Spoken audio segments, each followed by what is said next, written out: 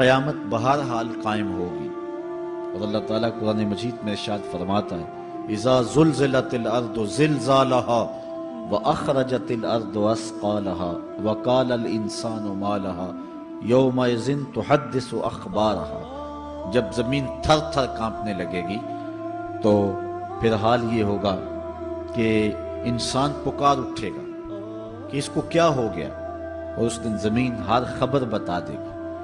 آج زمین کے جس جس گوشے اور ٹکڑے پہ بندہ داد عیش دیتا رہا ہے، گناہ کرتا رہا ہے، دروازے بند کر کے لوگوں کی نگاہوں سے چھپتا رہا ہے، لیکن قیامت کے دن زمین سلطانی گواہ بن جائے گی، اور جو کہا ہر شے سامنے آ جائے گی۔ اسی طرح جو نیکی جہاں بھی کی ہے وہ بھی قیامت کے دن سامنے آ جائے گی۔ قیامت قائم ہونے سے قبل کچھ نشانیاں ظاہر ہوں گی جو حضور علیہ السلام نے بیان فرمائی۔ قیامت کب قائم ہوگی اس کے وقت کا تعین نہیں فرمایا، بلکہ جب بھی آئے گی اچانک آئے گی، لیکن اتنا بتایا کہ دن جمعۃ المبارک کا ہوگا اور عاشورے کا دن ہوگا، 10 محرم الحرام کی تاریخ ہوگی، اور شام کے میدان میں میدان محشر لگے گا۔ اسرائیل علیہ السلام سور پھونکیں گے اور اس کی آواز سے پہلے تو خوف پیدا ہوگا، پھر خوف بڑھتا جائے گا اور آواز بھی تیز ہوتی جائے گی۔ اس کی تیزی اور ہولناکی ایسی ہوگی کہ کانوں کے پردے پھٹنے لگیں گے، پھر اس کے بعد جو ہے وہ ہر شے اڑنے لگے گی۔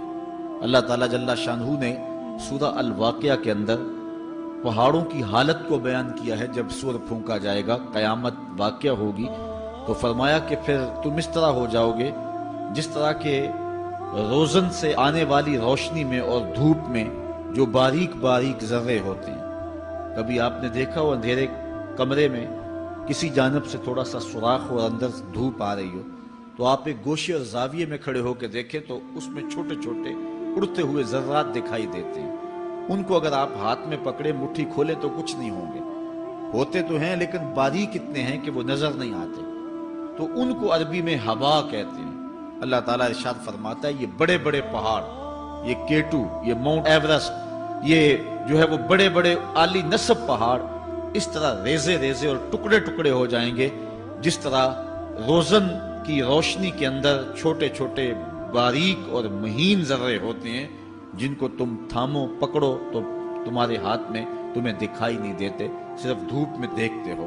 تو اس طرح یہ پہاڑ اتنے باریک حصوں میں بٹ جائیں گے، وہ اتنا زوردار جھٹکا ہوگا، اور انسانوں کو وہ جھٹکا زمین سے کھینچ کے باہر لے آئے گا۔ جتنے بھی قبروں میں گڑے ہوئے مردے ہوں گے، جب وہ جھٹکا آئے گا جس کو اللہ تعالیٰ نے ارشاد فرمایا اذا زلزلت الارض زلزالها واخرجت الارض اثقالها، زمین سارے بوجھ اگل دے گی، حتیٰ کہ درخت جڑوں سمیت باہر آ جائیں گے، پہاڑ اپنی تمام تر قوتوں سمیت جڑوں سمیت باہر آ جائیں گے، اور جتنے بھی زمین کے اندر دفینے اور خزانے ہیں سب باہر آ جائیں گے، قبروں میں گڑے ہوئے مردے بھی باہر آ جائیں گے، پھر اس کے بعد ٹوٹ پھوٹ کا شکار ہوں گے، پوری کائنات موت کی آغوش میں چلی جائے گی۔ یہ قیامت کا دن بہرحال قائم ہوگا۔ کافر کہتے تھے کہ جس قیامت سے ہمیں ڈراتے ہو وہ لاؤ کہاں ہے، تو ان کے مطالبے پہ فوراً قیامت قائم تو نہیں کی جا سکتی تھی۔ اللہ تعالیٰ جل شانہ نے فرمایا محبوب ان کو کہو تم بھی انتظار کرو، میں بھی انتظار کرتا ہوں، اور جس دن کا وعدہ دیا ہے وہ تم دیکھ لو گے۔ اور سورہ الواقعہ میں ارشاد فرمایا اذا وقعت الواقعہ لیس لوقعتها کاذبہ، جس دن وہ قائم ہوگی تو پھر کوئی انکار نہیں کرے گا۔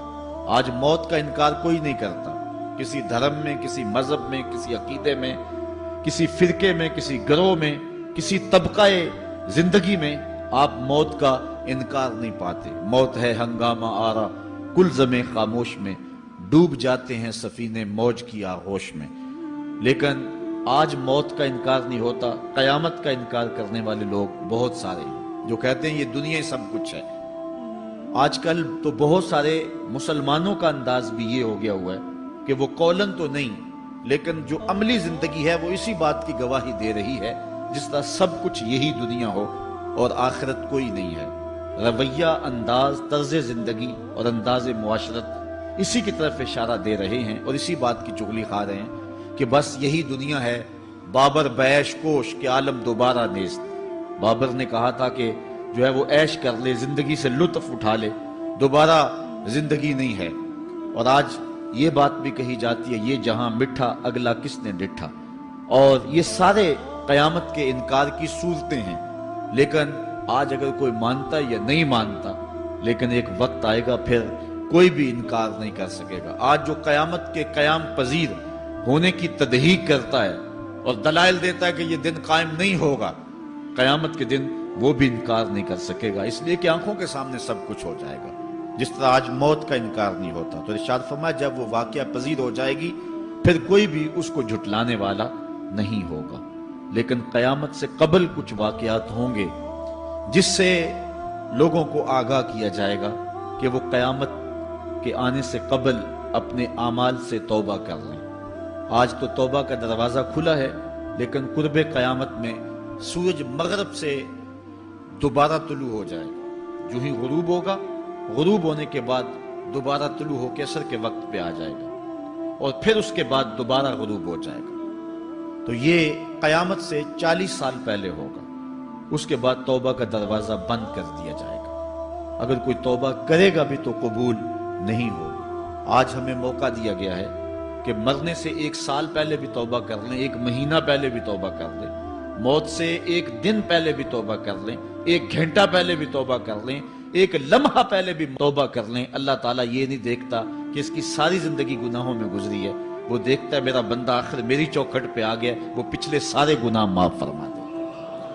بلکہ حضور علیہ السلام نے صحابہ کو ایک مثال سے سمجھایا کہ ایک آدمی جنگل میں سفر کر رہا تھا، اور اونٹ کے اوپر اس کا سامان بھی تھا، اس کی ضروریات زندگی بھی تھی، اس کا توشہ بھی تھا، کھانا پینا بھی تھا، خود بھی سوار تھا۔ چلتے چلتے جنگل میں کسی درخت کے ساتھ اپنا اونٹ باندھ کر کے وہ دوپہر کاٹنے کے لیے، سستانے کے لیے وہاں کچھ دیر کے لیے رکا۔ نیند آئی، تھوڑی دیر کے بعد جب آنکھ کھلی تو کیا منظر دیکھتا ہے کہ اونٹ نہیں ہے، اس کے اوپر ہی اس کا سامان ہے، زیادہ سفر ہے۔ اب صحرا میں اونٹ کا کھو جانا گویا زندگی کا کھو جانا۔ اس بات کا ادراک وہ لوگ رکھتے ہیں جنہوں نے صحراؤں کا سفر کیا ہے۔ ہمارے اگر یہاں اس شہری آبادی میں، ہمارے اس ملک میں اگر کوئی شخص جو ہے وہ قافلے سے بچھڑ جائے، پیچھے رہ جائے تو وہ بات اور ہے۔ یہاں انسانی آبادی ہے، اور جنگلوں میں، صحراؤں میں جہاں کئی کئی 100 میل تک کوئی انسانی اور حیوانی آبادی نظر نہیں آتی، تو وہاں سواری کا اور توشہ سفر کا جو ہے وہ ہٹ جانا اور جدا ہو جانا اور گم جانا، یہ سیدھی سیدھی موت ہے۔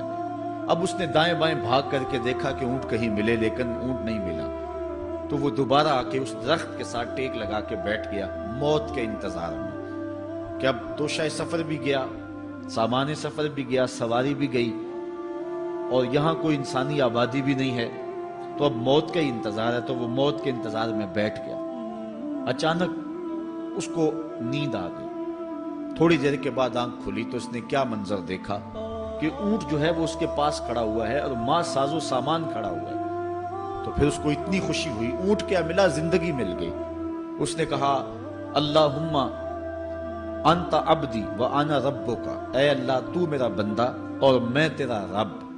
کہنا اس نے یہ تھا اے اللہ میں تیرا بندہ اور تو میرا رب، لیکن فرحت و مسرت سے، وفور خوشی سے اس کی زبان بل کھا گئی، اور اسے خوشی میں ہوش ہی نہ رہا کہ میں کیا کہہ رہا ہوں۔ وہ کیا کسی نے کہا تھا کہ جب بھی تیری قربت کے امکان نظر آئے ہم اتنے خوش ہوئے کہ پریشان نظر آئے، یا وہ کسی نے کہا تھا کسی کے آنے سے ایسے ہوش اڑے ساقی کے، شراب سیخ پہ ڈالی اور بوتل میں کباب۔ تو کبھی ایسا بھی ہو جاتا ہے کہ انسان وفور مسرت کے اندر جو کہنا ہوتا ہے اس کے برعکس کوئی بات کہہ دیتا ہے، یہ اس کی خوشی کی انتہا کی کیفیت ہے۔ تو اس نے کہا اللہم انت عبدی وانا ربک، اے اللہ تو میرا بندہ اور جو ہے وہ میں تیرا رب۔ یہ جوش مسرت سے یہ بات اس کے منہ سے نکلی۔ حضور نے صحابہ کو فرمایا صحابہ بتاؤ اس بندے کو کتنی کو خوشی ہوئی ہے؟ صحابہ نے عرض کی حضور بہت زیادہ خوشی ہوئی ہے۔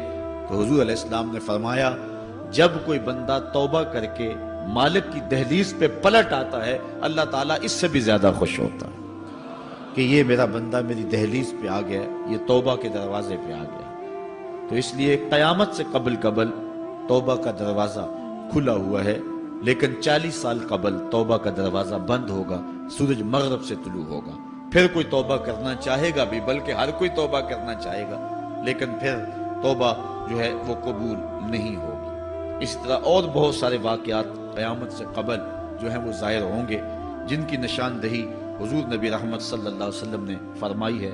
حضرت حذیفہ بن اسید انصاری رضی اللہ تعالی عنہ فرماتے ہیں کہ حضور تشریف لائے اور ہم کسی امر میں بات کر رہے تھے، تو حضور علیہ السلام نے ارشاد فرمایا کہ تم کس چیز کا تذکرہ کر رہے ہو؟ تو ہم نے عرض کی حضور ہم قیامت کے بارے میں ذکر کر رہے ہیں۔ تو حضور علیہ السلام نے ارشاد فرمایا کہ قیامت اتنی دیر تک قائم نہیں ہوگی جب تک یہ نشانیاں پوری نہ ہو لیں۔ ان میں سے ایک حضور نے دھوئیں کا ذکر فرمایا، دوسرا دجال کا تذکرہ کیا، تیسرا دابت الارض یعنی یاجوج اور ماجوج کا تذکرہ کیا کہ وہ نکلیں گے، اس طرح سورج کا مغرب سے نکلنا اس کا ذکر کیا، حضرت عیسیٰ علیہ السلام کے نزول کا ذکر کیا۔ اسی طرح حضور علیہ السلام نے زمین کا 3 جگہوں سے بیٹھ جانے کا ذکر کیا، ایک مشرق میں، ایک مغرب میں اور ایک جزیرہ عرب میں، زمین دھنس جائے گی نیچے، اس کا ذکر کیا۔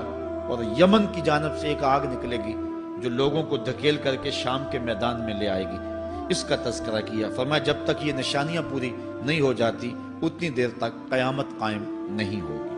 تو یہ قیامت کے آنے سے قبل جو ہیں وہ نشانیاں ہیں جو ظاہر ہوں گی۔ اس کے علاوہ قیامت آنے سے کچھ اس سے بھی پہلے نشانیوں کا ظہور ہوگا، جس کا ذکر حضور نبی رحمت صلی اللہ علیہ وسلم نے ارشاد فرمایا۔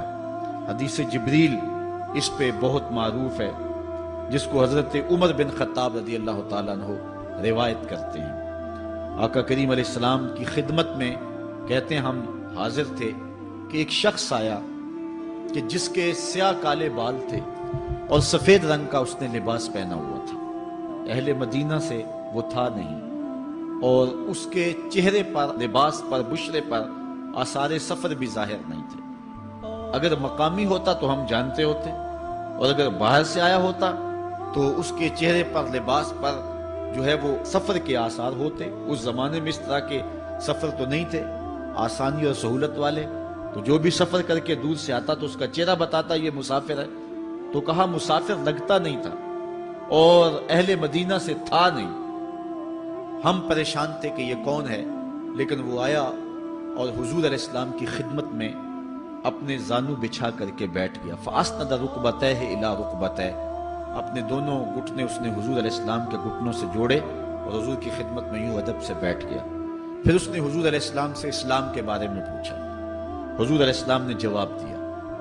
پھر اس نے کہا بالکل آپ نے سچ فرمایا ہے۔ ہم حیران ہوئے، خود ہی سوال کرتا ہے، خود ہی تصدیق کرتا ہے۔ پھر اس نے حضور سے ایمان کے بارے میں پوچھا، حضور نے کچھ ارشاد فرمایا ایمان یہ ہے، تو اس نے کہا بالکل صدقتا، آپ نے سچ کہا ہے۔ تو ہم پھر حیران ہوئے کہ خود ہی یہ سوال پوچھ رہا ہے اور خود ہی اس کی تائید کر رہا ہے۔ پھر اس نے احسان کے بارے میں پوچھا، تو حضور علیہ السلام نے اس کو جواب دیا کہ احسان یہ ہے کہ اللہ کی عبادت اس طرح کرے کہ تو اسے دیکھ رہا ہے، اور اگر یہ کیفیت نہیں ہے تو کم از کم یہ کیفیت پیدا کر لے کہ وہ تجھے دیکھ رہا ہے۔ اس نے کہا آپ نے سچ کہا۔ پھر اس کے بعد اس نے کہا مجھے اب قیامت کے بارے میں بتائیں۔ حضور علیہ السلام نے فرمایا جو ہے وہ مسئول سائل سے عالم نہیں ہے۔ تو اس نے کہا اچھا پھر مجھے قیامت کے کچھ نشانیاں بیان فرما دیں۔ تو حضور علیہ السلام نے اس شخص کو جو نشانیاں بیان فرمائیں وہ یہ تھی کہ لونڈی اپنی مالکہ کو جنم دے گی، بکریاں چرانے والے، اونٹ چرانے والے، ننگے پاؤں والے اور ننگے بدن والے تم دیکھو گے کہ عمارتیں بنانے میں ایک دوسرے سے آگے بڑھنے کی کوشش کریں گے۔ بہرحال تھوڑی دیر تک وہ حضور کی خدمت میں بیٹھا رہا۔ اس کے بعد جب چلا گیا تو تھوڑی دیر گزری تو حضور نے فرمایا عمر جانتے ہو یہ شخص کون تھا؟ عرض کی اللہ و رسولہ عالم، اللہ اور اس کا رسول جانتا ہے۔ فرمایا یہ جبریل امین تھا جو تمہیں تمہارا دین سکھانے کے لیے آیا تھا۔ تو حضرت جبریل امین نے آ کر کے حضور سے جو 4 سوالات کیے ان میں سے ایک سوال یہ تھا قیامت کب آئے گی اور قیامت کی نشانیاں کیا ہیں؟ تو حضور نے یہ نشانیاں بیان فرمائیں کہ لونڈی اپنی مالکہ کو جنم دے گی، اور یہ نشانی اب ہمارے سامنے ہے کہ آج اولادیں اپنے جو ہے وہ ماں باپ کی آقا بنی ہوئی ہیں، بیٹی آج ماں کی حکمران بنی ہوئی ہے۔ یہ دور جس کی نشاندہی کی وہ بالکل آج ہمارے سامنے ہے۔ حضرت ابو ہریرہ رضی اللہ تعالیٰ عنہ سے ایک روایت ہے جس کو نبی رحمت صلی اللہ علیہ وآلہ وسلم سے وہ بیان کرتے ہیں۔ بینما النبی صلی اللہ علیہ وسلم یحدث اذ جاء اعرابی فقال متی الساعہ۔ حضرت ابو ہریرہ فرماتے ہیں کہ ہم حضور کی خدمت میں بیٹھے ہوئے تھے، ایک شخص حاضر ہوا، اس نے حضور سے کہا کہ حضور قیامت کب آئے گی؟ یہ سوال کیا، متی الساعہ، قیامت کب آئے گی؟ آقا کریم علیہ السلام نے اس کو جواب دیا، اذا ضیعت الامانہ فانتظر الساعہ، جب امانت کو ضائع کر دیا گیا تو سمجھ لے قیامت آ گئی۔ جب امانت کو ضائع کر دیا جائے گا تو سمجھ لے قیامت آ گئی ہے۔ قالا کیف اضاعتها، عرض کی حضور امانت کو ضائع کرنا کیا مفہوم رکھتا ہے، اس کا مطلب کیا ہے؟ تشریح پوچھی حضور سے، تو حضور علیہ السلام نے جو جواب دیا وہ سماعت کیجئے۔ قال اذا وسد الامر الى غیر اہلہ فانتظر الساعہ، فرمایا جب معاملات نااہل لوگوں کے سپرد کر دیے جائیں تو سمجھ لے کہ قیامت آ گئی۔ جب مسندوں کے اوپر مسندوں کے حقدار نہیں ہوں گے، جب زاغوں کے تصرف میں عقابوں کا نشیمن آ جائے گا، جب تخت و تاج کے مالک غدار، بے دین اور نااہل لوگ ہوں گے، جب تخت و تاج کی حکمرانی اور مسلح و امامت کے مسند کے اوپر بیٹھنے والے بھی نااہل ہوں گے، تو پھر سمجھ لینا کہ قیامت جو ہے وہ ظاہر ہو رہی ہے، اور قیامت کا پھر انتظار کرنا۔ آج جس زمانے سے ہم گزر رہے ہیں، ہم ذرا نظر اٹھا کر کے دیکھیں تو جس بھی منصب پر ہم کسی شخص کو دیکھتے ہیں، الا ماشاءاللہ کثیر تعداد یہی ہے کہ نااہل لوگ جو ہیں وہ عالی مرتبت مناصب کے اوپر بیٹھے ہوئے ہیں، جو کہ ان کے حقوق کو اور ان کے انتظام کو بھی نہیں جانتے، جو اس مسند کے تقاضوں سے بھی آگاہ نہیں ہیں، وہ بھی اس مسند کے اوپر بیٹھے ہوئے ہیں۔ ایک زمانہ تھا، یہ ہمارے بچپن کی کہانی ہے، کہ ایک مرتبہ اسمبلی میں بحث ہوئی آبپاشی کے بارے میں، کہ فصلوں تک معقول پانی نہیں پہنچتا اور جو ہے وہ فصل اچھے طریقے سے جو ہے وہ نہیں اگ پا رہی، اور ہمارا ملک زرعی ملک ہے، تو اس کے بارے میں سوچا جائے۔ تو بہرحال اس پہ جب بحث شروع ہوئی تو ایک رکن اسمبلی اٹھا، اس نے کہا کہ پہلی بات تو یہ ہے کہ فصلوں تک پانی پہنچتا ہی نہیں ہے، اور دوسری بات یہ ہے جو پہنچتا بھی ہے وہ بھی راستے میں جو بجلی والے ہیں وہ بجلی نکال لیتے ہیں، اب وہ بجلی نکل چکی ہوتی ہے پانی سے، اب وہ خالی پانی جو ہے وہ فصلوں کو کیا کرے گا؟ تو جب نااہل لوگ ایسی مسندوں کے اوپر اور ایسے مناصب کے اوپر بیٹھے ہوئے ہوں گے اور ہم لوگ ان کو منتخب کرتے ہیں، تو پھر آپ قیامت کا انتظار کیجئے، پھر قیامت آنے میں کوئی دیر نہیں ہے۔ تو حضور علیہ السلام نے 2 لفظوں کے اندر قیامت کے بارے میں یہ بات ارشاد فرما لی۔ یہ میں نے آپ کو اپنے بچپن کی کہانی سنائی ہے، لیکن اس دور کی کوئی ایک کہانی ہو تو میں آپ کے سامنے رکھوں۔ اس دور میں تو جو عالی مرتبت مناصب کے اوپر بیٹھے ہوئے انہیں سورہ فاتحہ تک نہیں آتی، سورہ اخلاص تک نہیں آتی ہے، تو اب بتاؤ کہ یہ قیامت کے قرب کی علامت ہے کہ نہیں ہے؟ آپ دیکھیں جس تخت پہ بھی، جس تاج پہ بھی، اور جس مسند اور منصب پہ بھی جو موجود ہے، کیا وہ اس کا حق ادا کر سکتا ہے یا اس کی اہلیت رکھتا ہے؟ وہ کیا کسی شاعر نے کہا تھا کہ ہر شاخ پہ الو بیٹھا ہے، انجام گلستاں کیا ہوگا؟ اور رومی نے اپنے زمانے میں کہا تھا کہ سگ وزیرو گرگ میرو موشرا درباں شود، این ارکان سلطنت ملک را ویراں شود۔ یہ ایک دردناک کہانی ہے، لیکن قیامت کی نشانیوں کے حوالے سے آپ اس بات کو سمجھیں اور حضور علیہ السلام کے فرمان کی روشنی کے اندر ہم اپنے حالات کا جائزہ لیں۔ حضرت انس رضی اللہ تعالی عنہ سے ایک روایت ہے، کہتے ہیں سمیت رسول اللہ صلی اللہ علیہ وسلم یقولو، میں نے حضور علیہ السلام کو فرماتے ہوئے سنا ہے۔ یہ حضرت انس رضی اللہ تعالیٰ عنہ وہ صحابی ہیں جنہوں نے 10 سال تک حضور کی نوکری کی ہے، اور کہتے ہیں 10 سال میں ایک بار بھی ایسا نہیں ہوا کہ حضور نے مجھے اف بھی کہا ہو۔ کہتے ہیں کبھی ایسا ہوتا کہ میرے ہاتھ سے کوئی برتن ٹوٹ جاتا، ازواج مطہرات جو ہیں وہ اس پہ ناراض ہونے لگتی تو حضور علیہ السلام روک دیتے، فرماتے اسے کچھ نہ کہو، اس برتن کی عمر اتنی لکھی ہوئی تھی، یہ اتنے عرصے کے لیے ہی پیدا کیا گیا تھا۔ تو آقا کریم علیہ السلام نے جو ہے وہ ازواج مطہرات کو بھی روکا کہ وہ مجھے جھڑکے نہ۔ خدمت رسول اللہ صلی اللہ علیہ وآلہ وسلم 10 سنین، میں نے پورے 10 سال حضور کی نوکری کی ہے۔ بلکہ جب آپ کہیں گے کہ حضور کے خادم کا نام کیا ہے، سارے صحابی حضور کے خادم ہیں، لیکن نام حضرت انس رضی اللہ تعالی عنہ کا آئے گا، یہ حضور علیہ السلام کے خادم خاص ہیں، اور حضور سے بہت ساری باتیں انہوں نے سنی ہیں۔ تو ان باتوں میں سے ایک بات کہتے ہیں، سمیت رسول اللہ صلی اللہ علیہ وسلم یقولو، میں نے رسول کریم صلی اللہ علیہ وسلم کو کہتے ہوئے سنا، ان من اشراط الساعۃ ان یرفع العلم، قیامت کی نشانیوں میں سے ایک نشانی یہ ہے کہ علم اٹھا لیا جائے گا، جہالت پھیل جائے گی، علم اٹھا لیا جائے گا۔ آج لفظ زیادہ ہو گئے، انفارمیشن زیادہ ہو گئی، لیکن جس کو علم کہا جاتا ہے، جو مومن کے سینے کا جمال اور نور ہے، آج وہ اٹھا لیا گیا ہے۔ آج لوگ کہتے ہیں جی جتنا علم آج ہے اتنا علم پہلے تو نہیں تھا۔ آج کوئی غزالی دکھاؤ، کوئی رازی دکھاؤ، کوئی رومی دکھاؤ، کوئی احمد بن حنبل جیسا شخص دکھاؤ، کوئی محمد بن حسن شیبانی جیسا شخص دکھاؤ، کوئی امام ابو حنیفہ کے نالین کی خاک جیسا شخص بھی دکھاؤ، تو یہ ایک غلط بات ہے کہ جی پہلے زمانے میں اتنا علم نہیں ہوتا تھا، اب علم بہت زیادہ ہو گیا، جی علم بہت زیادہ پھیل گیا۔ علم نہیں پھیلا ہے، یہ چند معلومات ہیں، انفارمیشن کا دور ہے، اور خبریں ہیں۔ جو علم ہے، جو کہ مومن کے سینے کا جمال ہے اور باطن کا نور ہے، جو زندگی کی راہوں کو اجالتا ہے اور زمانے کو مالک کی دہلیز کے قریب کرتا ہے اور انسان کو انسانیت سکھاتا ہے، وہ علم جو ہے وہ اٹھتا چلا جا رہا ہے۔ اور حضور سے پوچھا گیا کہ حضور علم سینوں سے اچک لیا جائے گا، سینوں سے کھینچ لیا جائے گا؟ فرمایا نہیں، علماء اٹھا لیے جائیں گے۔ جب علماء فوت ہو جائیں گے تو ان کی جگہ اس درجے کے لوگ نہیں آئیں گے، پھر زوال پذیر سلسلے ہوتے چلے جائیں گے، علم اٹھا لیا جائے گا۔ جب سینے علم سے خالی ہو جائیں گے تو پھر قیامت آ جائے گی۔ اس لیے حضور علیہ السلام کا فرمان ہے، کائنات کی ہر شے علماء کی زندگی کی دعائیں مانگتی ہے، حتی الحیتان فی البحر، یہاں تک کہ سمندروں اور دریاؤں کے اندر مچھلیاں بھی علماء کی زندگی کی دعائیں مانگتی ہیں۔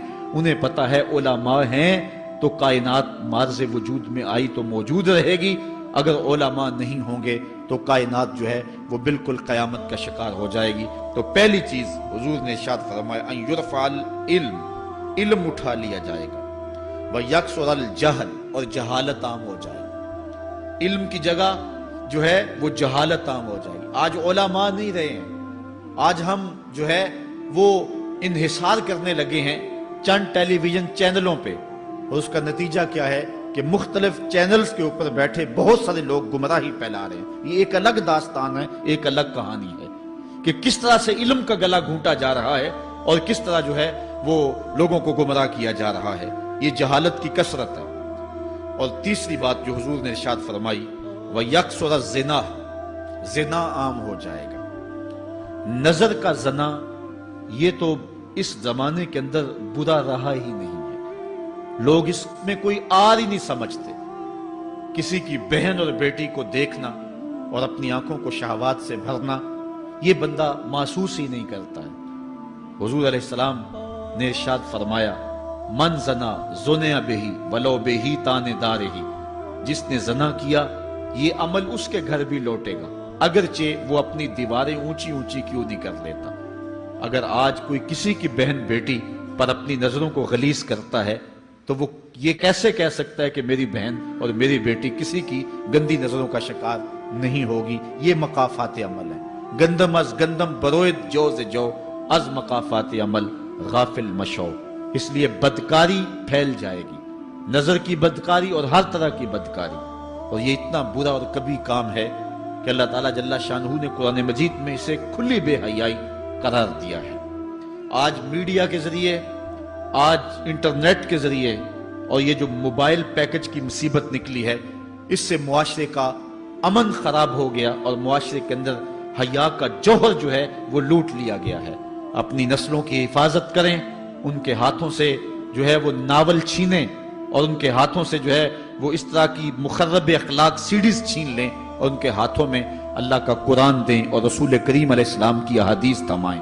اور ان کو راہ حق کا مسافر بنائیں۔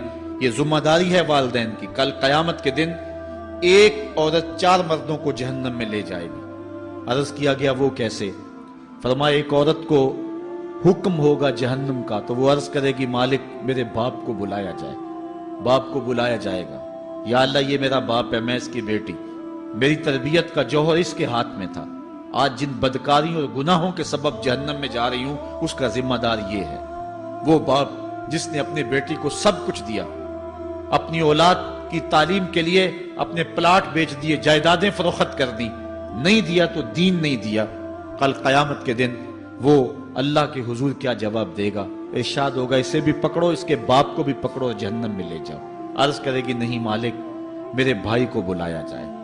بھائی کو بلایا جائے گا، مالک یہ میرا بھائی ہے، میں اس کی غیرت تھی، میں جن راہوں پہ چل کر کے تیرے عتاب اور تیرے قہر و غضب کی حقدار بنی اس کا ذمہ دار یہ ہے۔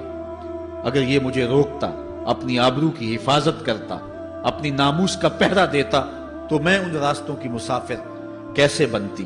میری خرابی کا ذمہ دار یہ ہے۔ اب وہ بھائی کیا جواب دے گا جو چوکوں اور موڑوں پہ کھڑا ہو کے آنے اور جانے والی بہنوں اور بیٹیوں کو دیکھتا ہے اور یہ سمجھتا ہے کہ میری بہنیں اور میری بیٹیاں گھر میں محفوظ ہیں؟ وہ قیامت کے دن کیا جواب دے گا؟ ارشاد ہوگا اسے بھی پکڑو، اس کے باپ کو بھی پکڑو، بھائی کو بھی پکڑو، جہنم میں لے جاؤ۔ عرض کرے گی نہیں مالک میرے شوہر کو بھی بلایا جائے۔ بلایا جائے گا، مالک یہ میرا شوہر ہے اور میں اس کی بیوی، میری تربیت کا جوہر ماں باپ کے بعد اس کے ہاتھ میں تھا اور اس کے پاس طلاق کی دھمکی ایسی چیز تھی، مجھے جو چاہتا منواتا اور جس انداز میں ڈھالنا چاہتا مجھے ڈھال لیتا، لیکن اس نے مجھے کبھی راہ حق کی طرف نہیں بلایا تھا۔ وہ شوہر کیا جواب دے گا جو خود اپنے دوستوں کو چائے پہ بلا کے اور اپنی بیوی کو سامنے برہنہ منہ بٹھا کے بعد میں اس کے حسن کی داد مانگتا ہو، بتاؤ بھابی کیسی ہے؟ تو وہ کیا جواب دے گا قیامت کے دن؟ ارشاد ہوگا اس کو بھی پکڑو، اس کے باپ کو بھی، اس کے شوہر کو بھی اور اس کے بھائی کو بھی جہنم میں لے جاؤ۔ عرض کرے گی نہیں مالک میرے بیٹے کو بھی بلایا جائے۔ بیٹے کو بلایا جائے گا، مالک یہ میرا بیٹا ہے، میں اس کی ماں ہوں، میرے سینے میں اس کے لیے تڑپتی ہوئی ممتا تو نے رکھی تھی، یہ روٹھ جاتا تو زندگی اجاڑ ہو جاتی، جو بھی چاہتا ضد کر کے منوا لیتا، مجھے کسی کے گھر کے برتن بھی مانجنے پڑے تو میں نے اس سے بھی گریز نہیں کیا، اس کی ہر فرمائش کو پورا کیا، اپنا زیور بیچ کے اس کی تعلیم مکمل کروائی۔ اگر یہ ضد کرتا کہ امی آپ نماز نہیں پڑھتی، میں آپ کے ہاتھ کا کھانا نہیں کھاؤں گا، امی آپ یہ عمل کیوں کرتی ہیں، یہ شریعت میں جائز نہیں ہے، تو میں جو ہے وہ کھانا نہیں کھاؤں گا، تو کیا میری ممتا مجبور نہ ہو جاتی؟ اس نے ساری زندگی کیا مجھے اس کے بارے میں کوئی کہا تھا، نیکی کی طرف بلایا تھا، بدی سے روکا تھا؟ جس بیٹے نے اپنی ماں سے ہر ضد پوری کروائی ہو تو اس نے صرف دین کے بارے میں کوئی ضد نہیں کی ہے، تو وہ کل قیامت کے دن کیا جواب ہوگا؟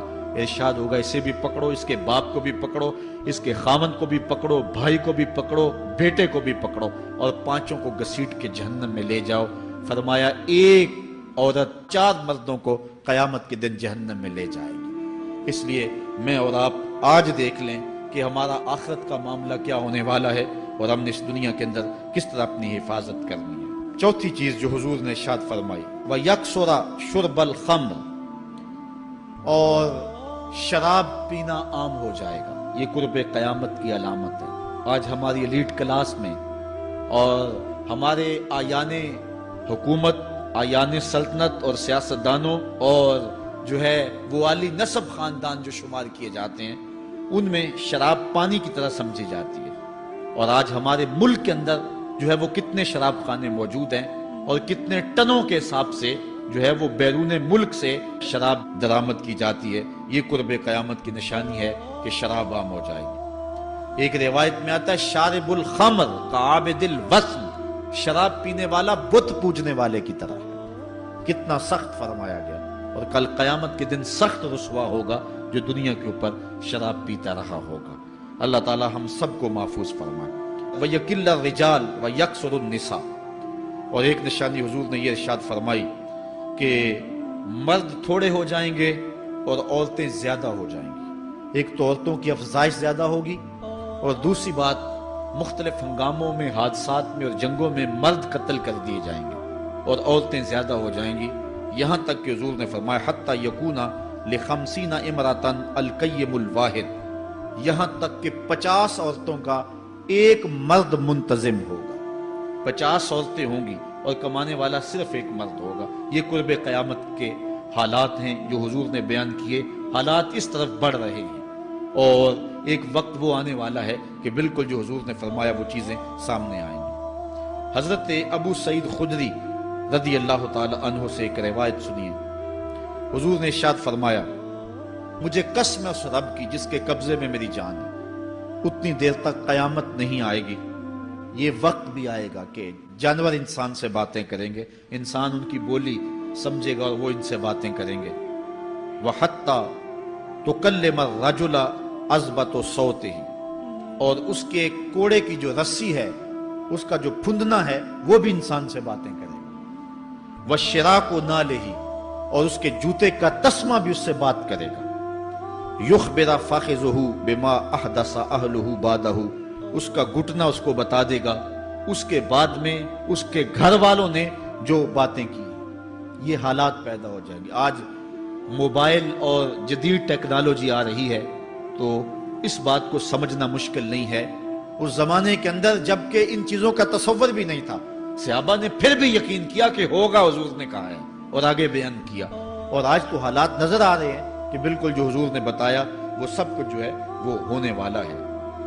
حضرت ابو ہریرہ رضی اللہ تعالی عنہ سے ایک روایت ہے، یہ وہ صحابی ہیں جنہوں نے سب سے زیادہ حضور علیہ السلام کے فرامین امت تک پہنچائے ہیں، کثرت کے ساتھ حضور کی صحبت کا دور پایا اور اصحاب صفہ میں سے تھے، زندگی کا ایک ایک لمحہ حضور کی قربت میں گزارا۔ حضرت ابو ہریرہ رضی اللہ تعالیٰ عنہ فرماتے ہیں کہ رسول کریم صلی اللہ علیہ وسلم نے ارشاد فرمایا، اذا اتخذ الفیء دیوالا، جب مال غنیمت کو، جب سرکاری خزانے کو اپنی ذاتی دولت سمجھا جائے گا، اس میں تصرف کیا جانے لگے گا، سرکاری خزانے میں لوگ جس طرح چاہیں گے تصرف کریں گے، ایک زمانہ آئے گا اور وہ دیکھ لو بالکل ہمارے سامنے۔ والامانۃ مغنما، اور امانت کو مال غنیمت سمجھا جائے گا، جس طرح غنیمت بندہ استعمال کرتا ہے وہ امانت کو اس طرح غنیمت سمجھے گا اور اس کو جو ہے وہ غصب کر جائے گا۔ والزکوٰۃ مغرما، اور زکوٰۃ کو ٹیکس سمجھے گا، مجبور ہو کے دے گا، وہ زکوٰۃ دینا چاہے گا ہی نہیں۔ اور آج کتنے لوگ ہیں جو زکوٰۃ نہیں دیتے؟ اگر لوگ صحیح طور پہ زکوٰۃ ادا کر دیں اور زکوٰۃ کے جو حقدار ہیں ان تک پہنچے تو پاکستان میں صرف 1-2 سالوں کے اندر غربت ختم ہو جائے۔ اتنی دولتیں ہیں لوگوں کے پاس، اتنی جائیدادیں ہیں لوگوں کے پاس، ایک تو سارے لوگ زکوٰۃ ادا نہیں کرتے، دوسرا یہ ہے حقداروں تک نہیں پہنچتی۔ پیشہ ور مانگنے والے اور اس موسم کے اندر جو ہے وہ اپنے آپ کو غریب ظاہر کر کے اور مختلف اپنی مجبوریاں ظاہر کر کے مال ہتھیانے والے بہت سارے ہیں، اور زکوٰۃ دینے والا کہتا ہے میں جلدی جلدی فارغ ہو جاؤں۔ جتنی محنت مال کو کمانے میں صرف کی ہے، اتنی ہی محنت حقداروں کو تلاش کرنے کے لیے بھی کرے تاکہ اس کی زکوٰۃ اصل مصارف تک پہنچے۔ تو قرب قیامت میں یہ ہوگا کہ زکوٰۃ کو ٹیکس جانا جائے گا۔ وَتُعُلِّمَ لِغَيْرِ الدِّينِ، اور علم دین کے لیے حاصل نہیں کیا جائے گا، دین کے علاوہ کے لیے حاصل کیا جائے گا۔ اس کے 2-3 مفاہیم ہیں۔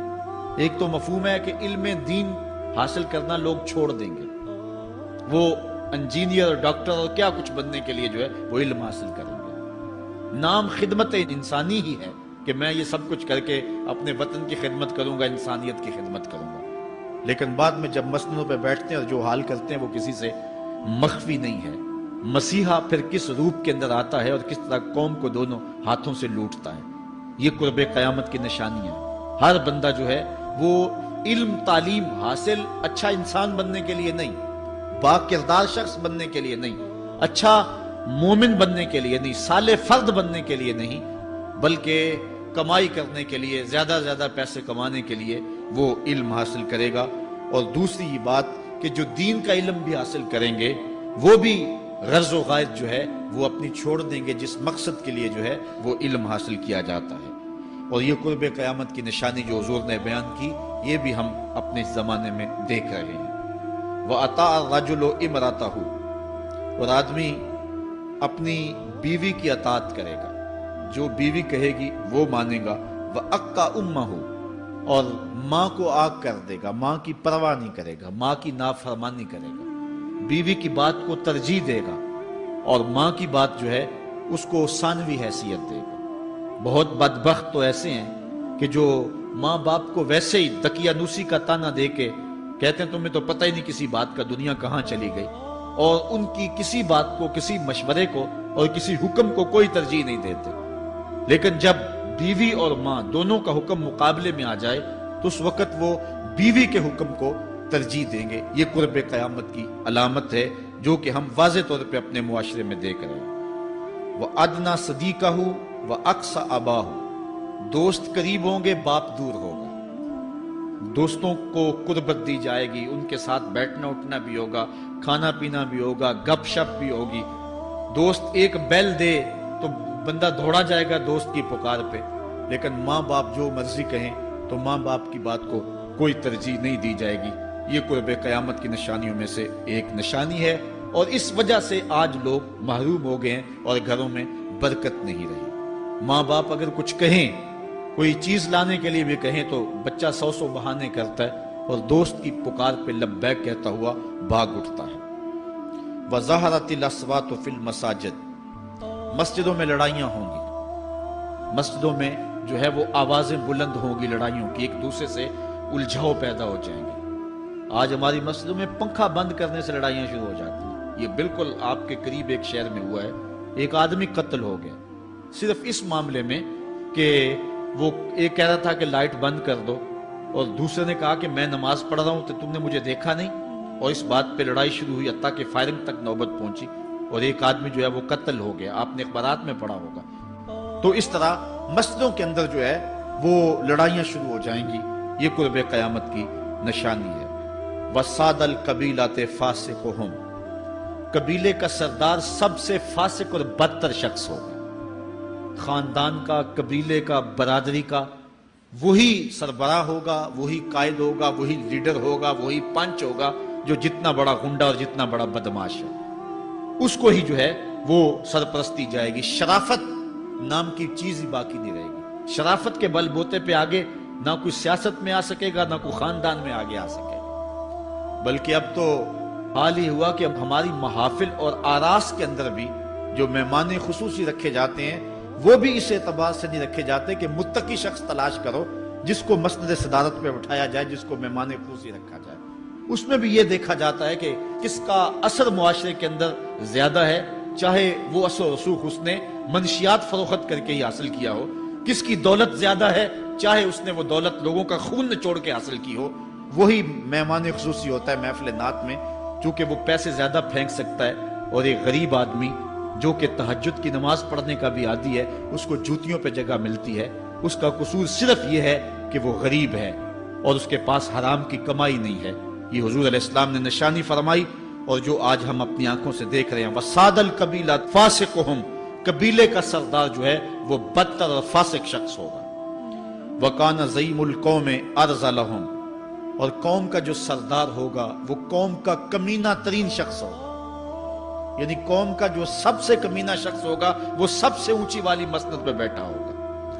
اور آپ دیکھ لیں، صرف پاکستان میں نہیں پوری دنیا پہ دیکھ لیں کہ ایسا نہیں دیکھ رہے ہم کہ جو بدبخت ہے، جو کمینہ ترین شخص ہے، فلک نے بخشی ہے انہیں خواجگی، جو جانتے نہیں روش بندہ پروری کیا ہے، جن کو اپنے نفع نقصان کا بھی نہیں پتا، اپنے آپ کا بھی شعور نہیں ہے، ہم کون ہیں، کس لیے آئے ہیں، جو مقصد حیات سے بھی آگاہ نہیں ہے، تو وہ قوم کے سردار ہوں گے، سیاسی تنظیمیں ہوں یا دیگر تنظیمات ہوں، الا ماشاء اللہ۔ اکثر حال یہی ہے جو اللہ کے محبوب علیہ السلام نے بیان فرمایا، جہاں کہیں بھی شرافت، نجابت اور اچھے لوگوں کو برتری ہے، آہستہ آہستہ وہ کم ہوتی چلی جائے گی، اور یہی ہوگا سارے کا سارا نظام جب قیامت آئے گی تو یہی ہوگا کہ جتنا برا شخص ہوگا، جتنا کرپٹ شخص ہوگا، جتنا ظالم شخص ہوگا، جتنا ڈاکو لٹیرا اور انتہائی کمینہ صرف شخص ہوگا، وہی جو ہے وہ قوموں کا سردار ہوگا۔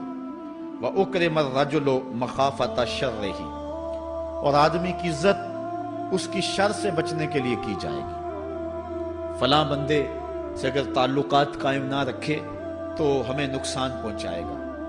آج 10 نمبر کا غنڈہ بھی ہو تو لوگ اس سے تعلق ضرور استوار رکھتے ہیں، یہ فخر سمجھتے ہیں۔ آج کل افطار پارٹیاں ہو رہی ہیں اور اس میں ان کو بلایا جاتا ہے دعوت افطار پر جنہوں نے روزے ہی نہیں رکھے ہوئے۔ یہ افطار پارٹیاں نہیں ہیں، یہ ایک تماشا ہے جو لگایا جاتا ہے۔ اس لیے یہ ایک مزاج ہوگا قرب قیامت میں جس کا بیان حضور علیہ السلام نے کیا، جبکہ ہم ہر روز یہ اللہ سے وعدہ کرتے ہیں وَنَخْلَعُ وَنَتْرُكُ مَن يَفْجُرُ، دعائے قنوت میں کہتے ہیں اے اللہ جو تیرے حکموں کو توڑتا ہے ہمارا اس سے کوئی تعلق نہیں ہوگا۔ یہ روز عہد کرتے ہیں لیکن مسجد سے نکل کے اس عہد کو توڑ دیتے ہیں، بلکہ بہت سارے تو مسجد کے اندر ہی توڑ دیتے ہیں۔ وَظَهَرَتِ الْكَيْنَاتُ وَالْمَعَازِفُ، اور گانے والی اور بجانے والی عورتیں اور گیت گانے والی عورتیں، رنڈیاں، یہ جو ہیں وہ گانا شروع کر دیں گی اور یہ عام ہو جائے گا۔ اب تو حد ہو گئی کہ مذہب کے نام سے بھی یہ سب کچھ ہو رہا ہے۔ یہ شام کلندر کے نام سے جو پورے ملک کے اندر ایک جو ہے تقریب شروع ہوئی ہے، اس میں جو ہے ان عورتوں کو بلایا جاتا ہے اور لکھا ہوتا ہے باقاعدہ اشتہاروں کے اوپر کہ فلاں جو ہے وہ گانے والی آئے گی اور وہ جو ہے وہ اپنا کلام پیش کرے گی، اور یہ مذہب کے نام پہ ہو رہا ہے۔ اور حد یہ ہو گئی کہ یہ بڑھتا ہی چلا جا رہا ہے، اس کو روکنے کی مربوط کوششیں بھی نہیں ہوئی، لیکن ایک ایسا عمل تھا کہ جس کو ہر صاحب شخص برا سمجھتا ہے، لیکن اس کے باوجود یہ پھیلتا چلا جا رہا ہے۔ اور جو کچھ معاشرے میں ہو رہا ہے وہ حضور علیہ السلام نے پہلے ہی نشاندہی کی۔ وَشُرِبَتِ الْخُمُورُ، اور شرابیں پی جائیں گی، رنڈیاں ناچیں گی، گانے گائیں گی اور شرابیں پی جائیں گی۔ وَلَعَنَ آخِرُ هَذِهِ الْأُمَّةِ أَوَّلَهَا، اس امت کے بعد میں آنے والے لوگ پہلے گزروں پر لعنت کریں گے۔ کہیں گے انہیں تو پتہ ہی نہیں ہے۔ پاکستان کے اندر باقاعدہ آرٹیکل چھپے اخبارات میں کہ محمد بن قاسم جو ہے وہ ڈاکو تھا، سلطان محمود غزنوی لٹیرا تھا، یہ مضامین شائع ہوئے۔ صحابہ کو گالیاں نہیں دی جا رہی، کتنے لوگ ہیں جو صحابہ کو برا بھلا کہتے ہیں، اور حضور علیہ السلام کے والدین طیبین جن کی وساطت سے یہ درے اور گوہر شاہوار ہمیں نصیب ہوا، ان والدین کو ممبروں پہ بیٹھ کے کیا جہنمی نہیں کہا جا رہا؟ تو یہ وہ زمانہ، کیا امام حسین کو باغی نہیں کہا جا رہا؟ پہلے لوگ اندر داخل ہو کے کرتے تھے اور کتابچے چھاپتے تھے، اب آہستہ آہستہ ممبروں پہ بھی آ گئے اور یہ بات کہی جانے لگی ہے۔ اس پر باقاعدہ اجتماعات منعقد ہوتے ہیں، اس پہ کہا جاتا ہے۔ ایک ٹی وی چینل کے اوپر یزید کو جو ہے وہ رحمت اللہ تعالی علیہ کہا گیا، کیا کچھ نہیں ہوا، یہ سب کچھ آپ کے سامنے ہے، یہ حضور نے بیان فرمایا، یہ ہونا تھا۔ آقا کریم علیہ السلام نے ارشاد فرمایا وہ وقت آئے گا کہ جو آخر والے ہوں گے وہ سمجھیں گے کہ ہم ہی جو ہے وہ دیندار ہیں، ہمیں دین کا ٹھیکہ ہے، اور پچھلوں پر لعنت بھیجیں گے کہ انہیں کیا پتا تھا دین کا۔ آج پچھلوں کے عقائد پر حملے ہو رہے ہیں اور انہیں مشرک کہا جا رہا ہے۔ میں نے ایک دن کہا تھا یہ بڑے زور سے کہا جاتا ہے جو یا رسول اللہ کہے وہ مشرک ہو جاتا ہے۔ میں نے کہا دیکھو اس فتوے کا اثر کہاں تک جاتا ہے۔ حضور علیہ السلام کے سارے صحابی آقا کریم علیہ السلام کی موجودگی کے اندر بھی، اور پھر دیکھیے مسلمہ کذاب کے مقابلے میں جو جنگ لڑی گئی، اس جنگ کے اندر حضرت خالد بن ولید نے لکھا کہ کافر بھی اللہ اکبر کا نعرہ لگاتے ہیں، ہم بھی اللہ اکبر کا نعرہ لگاتے ہیں، فرق نہیں معلوم ہوتا اپنا کون سا ہے اور بیگانہ کون سا ہے۔ تو حضرت صدیق اکبر نے لکھا کہ جب وہ اللہ اکبر کا نعرہ لگائیں تم اس کے جواب کے اندر یا محمد آہو کا نعرہ لگاؤ۔ وَقَانَ شِعَارُ الْمُسْلِمِينَ يَوْمَئِذٍ یا محمد آہو، اس دن مسلمانوں کا شعار ہی یہ تھا، جو یا محمد یا رسول اللہ کہتا تھا وہی مومن مانا جاتا تھا، باقی کو تہہ تیگ کر دیا جاتا تھا۔ تو اگر یا رسول اللہ کہنا شرک ہے تو پھر سارے صحابی وہ 10,000 صحابہ جو جنگ یمامہ میں شامل تھے ان کے بارے میں پھر کیا کہو گے؟ پھر حضرت زین العابدین کے بارے میں کیا کہو گے جو کربلا کے میدان میں مدینے کی طرف منہ کر کے کہہ رہے ہیں یا رحمت للعالمین ادرک لزین العابدین؟ پھر حضرت زینب کے بارے میں کیا کہو گے؟ یا محمد آہو یا محمد آہو ھذا حسین مزمل بالدماء، جو کربلا میں کھڑا ہو کے کہہ رہی ہیں اے میرے نانا حضور، اے محمد عربی، آپ کے حسین کو دیکھو خون میں نہا گیا ہوا ہے۔ تو پھر کیا یہ فتویٰ تمہارا کہاں تک پہنچے گا؟ نہ صحابہ بچیں گے، نہ اہل بیت بچیں گے، اور نہ اولیاء امت بچیں گے، جنہوں نے کہا تھا یا رسول اللہ انظر حالنا یا حبیب اللہ اسمع قالنا۔ تو یہ قیامت کی نشانیاں ہیں کہ اگلے جو ہیں وہ پچھلوں پر لعنتیں بھیجیں گے، ان کو برا بلا کہیں گے، صحابہ کو گالیاں، اہل بیت کو گالیاں، نواسب میں کیا کچھ نہیں کیا ہے۔ اور آج بھی جو دنیا کے اوپر ناسبی ہیں وہ اہل بیت کے بارے میں کیا کیا زبان استعمال نہیں کرتے، حضور کے والدین کے بارے کیا کچھ نہیں کہا جاتا۔ تو تو یہ سب کچھ ہونے والا ہے جو حضور علیہ السلام نے بیان کیا، کچھ ہو رہا ہے اور کچھ تم دیکھو گے اپنی آنکھوں کے سامنے۔ پھر ارشاد فرمایا فَارْتَقِبُوا عِنْدَ ذَلِكَ رِيحًا حَمْرَاءَ وَزَلْزَلَةً وَخَسْفًا وَمَسْخًا وَقَذْفًا وَآيَاتٍ تُتَابِعُ كَنِظَامٍ قُطِعَ سِلْكُهُ فَتُتَابِعُ۔ فرمایا کہ پھر جب یہ حالات ہوں گے اور یہ پوری طرح حالات معاشرے میں پیدا ہو جائیں گے تو پھر سرخ آندیاں آئیں گی، پھر انتظار کرنا سرخ آندیوں کا، وَزَلْزَلَةً اور زلزلے کا انتظار کرنا، وَخَسْفًا وَمَسْخًا وَقَذْفًا اور دھنسنے کا انتظار کرنا، اوپر سے پتھروں کے نازل ہونے کا اور شکلوں کے بگڑنے کا انتظار کرنا۔ اور آگے فرمایا وَآيَاتٍ اور ایسی نشانیاں آئیں گی ایک دوسرے کے پیچھے آئیں گی، جس طرح تسبیح کا دھاگا ٹوٹ جائے تو پیدل پہ اس کے دانے گرتے ہیں، تو یہ سارے عذاب جن کا ذکر حضور نے کیا میں مسلسل اوپر نیچے یہ تمہارے تک پہنچیں گے۔ حضرت انس رضی اللہ تعالیٰ عنہ سے ایک اور روایت لیتے ہیں، حضور علیہ السلام نے ارشاد فرمایا لا تقوم الساعة حتى يتقارب الزمان فتكون السنة كالشهر والشهر كالجمعة وتكون الجمعة كاليوم ويكون اليوم كالساعة وتكون الساعة كالدرمة بالنار۔ فرمایا جب قیامت آئے گی اتنی دیر تک قائم نہیں ہو سکتی جب تک زمانے مختصر نہیں ہو جائیں گے، زمانے سمٹ نہیں جائیں گے، حتیٰ کہ سال مہینے جتنا ہو جائے گا، اور مہینہ ایک جمعۃ المبارک جتنا ہو جائے گا، اور ایک جمعہ ایک دن جتنا ہو جائے گا، اور ایک دن ایک گھڑی جیسا ہو جائے گا، اور ایک گھڑی ایسے ہوگی جس طرح آگ کا شعلہ جلایا اور وہ بجھ گیا۔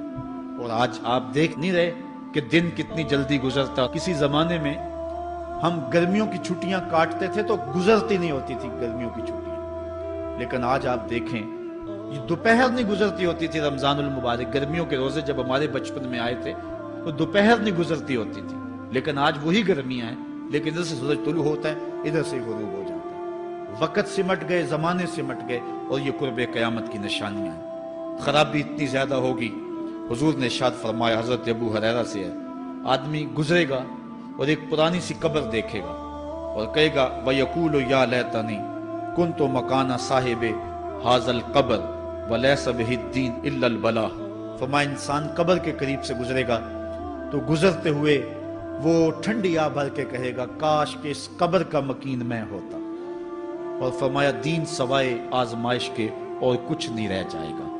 یہ قرب قیامت کی وہ نشانیاں ہیں جو حضور علیہ السلام نے بیان کی۔ ایک اور نشانی حضور علیہ السلام نے بیان فرمائی کہ قرب قیامت کے اندر دین کا کام بھی درہم و دینار سے ہوگا۔ اس کے دو مفاہیم ہیں۔ ایک مفہوم تو یہ ہے کہ دین کا کام کرنے والے بھی پیسے ٹگے کے بغیر جو ہے وہ ایک قدم نہیں چلیں گے۔ کیا آج 2-2 3-3 لاکھ روپے نعت پڑھنے کے نعت خواں وصول ہم سے نہیں کر رہے؟ اور آج جو ہے وہ کیا دین کوڑیوں کے عوض بیچا نہیں جا رہا؟ آج گھر نکلنے سے قبل طے نہیں کیا جاتا کتنے اب دو گے، کتنے واپسی پہ دو گے اور کتنے اوپر نچھاور کرو گے؟ دین کیا کوڑیوں کے عوض اور پیسے کے عوض بیچا نہیں جا رہا؟ ایک اس کا مفہوم یہ ہے، اور دوسرا مفہوم اس کا یہ ہے قرب قیامت میں اگر کوئی دین کا کام کرنا بھی چاہے گا تو درہم و دینار کے بغیر نہیں ہو سکے گا۔ یعنی اس کو ضرورت ہوگی کہ میرے پاس مال ہو، حالات ہوں اور میں دین کا کام کروں۔ اگر اس کے پاس حالات نہیں ہوں گے تو دین کا کام اس کے لیے کرنا مشکل ہو جائے گا۔ جس طرح کسی زمانے میں علماء برگد کی چھاؤں میں بیٹھ کے اور لوگ ان کے پاس بھی آ گئے، کوئی وسائل کی ضرورت نہیں تھی، وہ پڑھا سکتے تھے، لوگ بیٹھ گئے۔ امام محمد بن حسن الشیبانی جب پڑھانے بیٹھے تو آپ کی مجلس میں جو لوگ آ کے سیکھتے تھے وہ تعداد ان کی تو بہت ساری تھی، لیکن جو باقاعدہ آپ کی باتوں کو لکھتے تھے وہ 4000 لوگ تھے۔ 4000 کلمے اور دواتیں حضرت امام محمد بن حسن شیبانی کی مجلس کے اندر پڑھی ہوا کرتی تھی، اور باقی جو لوگ تھے حضرت غوث اعظم سیدنا شیخ عبد القادر جیلانی علیہ رحمہ، آپ جب تشریف لائے ملا علی قاری نے نزہۃ الخاطر الفاتر فی مناقب شیخ عبد القادر میں لکھا ہے کہ آپ کی ایک ایک مجلس کے اندر 70 ہزار لوگوں کا اجتماع ہوا کرتا۔ آج تھوڑے لوگ اکٹھے ہو جائیں تو ہم خوش بھی ہوتے اور حیران بھی ہوتے ہیں، اتنے لوگ اکٹھے ہو گئے۔ میاں ضرورت ہے لوگوں کی کہ وہ دین سیکھیں، وہ جائیں ایسی مجالس کے اندر، لیکن لوگ سمٹ جائیں گے، نہیں جائیں گے۔ وسائل کی ضرورت ہوگی۔ وہ برگد کے درخت کے نیچے بیٹھ کر کے بھی لوگ جو ہیں وہ علم کا چراغ روشن کرتے تھے۔ جب لارڈ میکالے نے نصاب تعلیم مرتب کیا اور درس نظامی کو اور جو ہے عصری علوم کو الگ کر دیا، تو یہ علماء ہی تھے کہ جنہوں نے برگد کے درخت کے نیچے، پیپل کے درخت کے نیچے بیٹھ کر کے علم کے چراغ کو روشن رکھا۔ لیکن آج اگر تم ایسا کرنا چاہو گے تو کیا ممکن ہوگا کہ اس چراغ کو تم روشن رکھ لو؟ آج وسائل کی بہر صورت ضرورت ہے، اور آج سے صدیوں قبل علماء نے یہ فتویٰ دیا تھا کہ صدقہ کرنا، زکوٰۃ ادا کرنا یا دیگر امور خیر میں خرچ کرنا بڑا نیکی کا کام ہے، لیکن سب سے بڑا نیکی کا کام اس دور کے اندر آج سے قبل علماء نے فتویٰ دیا تھا کہ دین کے طالب علموں پہ خرچ کرنا ہے۔ ان پہ اگر خرچ کریں گے تو یہ وہ ایک ایسا موقع ہے کہ جس سے آپ جو ہے وہ حقدار تک حق بھی پہنچا لیں گے اور اس سے دین کو بھی تقویت ہوگی۔ آفاق کے ہر ہر گوشے میں قرآن سنا کر دم لینا، اب رکنا نہیں، اب تھمنا نہیں، فردوس میں جا کر دم لینا، آفاق کے ہر ہر گوشے میں قرآن سنا کر دم لینا، اب رکنا نہیں، اب تھمنا نہیں۔ بسم اللہ الرحمن الرحیم۔